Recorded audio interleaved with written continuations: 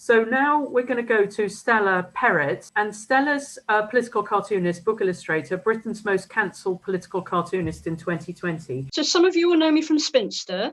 I've been very active on Spinster since about April last year, and that was the first time in my whole life I'd ever been on social media.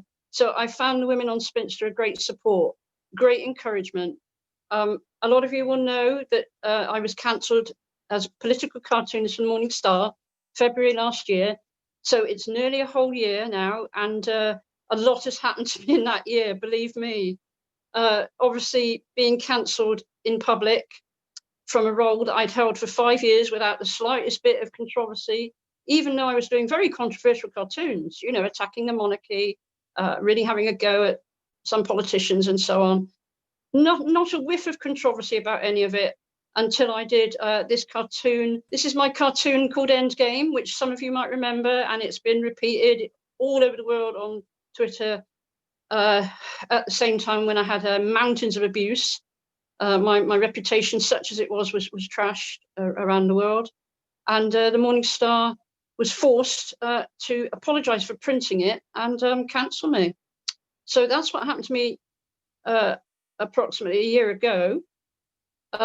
We're very lucky in this country that we have a new organisation called the Free Speech Union, who helped me out. I turned to them for help. They were able to put pressure on the Morning Star to get back in touch with me. So after about 4 months, I was able to have a private conversation with the editor, who then revealed to me exactly what had gone on. So basically, trans activists embedded in the trade unions had forced the TUC to hold a special meeting to threaten the Morning Star with defunding if they did not cancel me and apologise for the cartoon. It is hard to believe, isn't it? But that is actually what happened. Unfortunately, although I had quite a lot of support from individual readers, mostly women, who told me they supported me and protested about it, I didn't have at that time any help from the feminist world.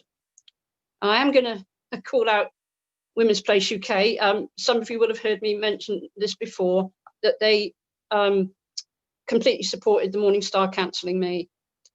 So I have had contact since then with individual members of Women's Place UK who've been very supportive, I have to say, but I haven't had any kind of apology from Women's Place UK, and I do hope to get in touch with them eventually. And some of you may know that I published an open writer reply on Uncommon Ground Media. You might have seen that.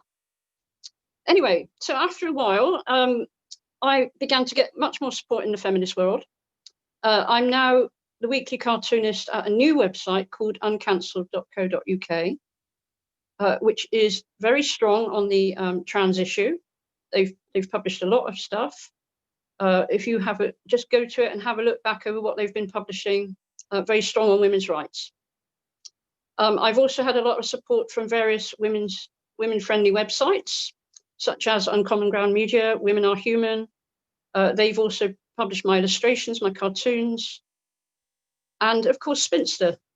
So all that encouraged me to do something in the public sphere. So towards the end of the year, I published my book, which some of you might have heard about, and it's up on the banners behind me as well. 2020, the year we were all cancelled. I'm very proud of this book because I've tried to put in it some things that simply wouldn't be in any other book in the public sphere.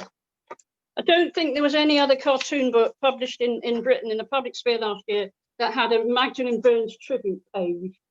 And so, you know, my book is full of GC content. It's full of free speech content. There's a lot of skepticism about how the government is treating us, free speech. And so I hope that people will still buy it, even though it's 2020, thank God, has gone by. But I hope my book will be a souvenir of that year, to remind us some of the great things that feminists actually achieved last year, because we did. There was some great results last year. I'm not just a cartoonist. I'm also going to speak at the Parliamentary Committee on Freedom of Expression.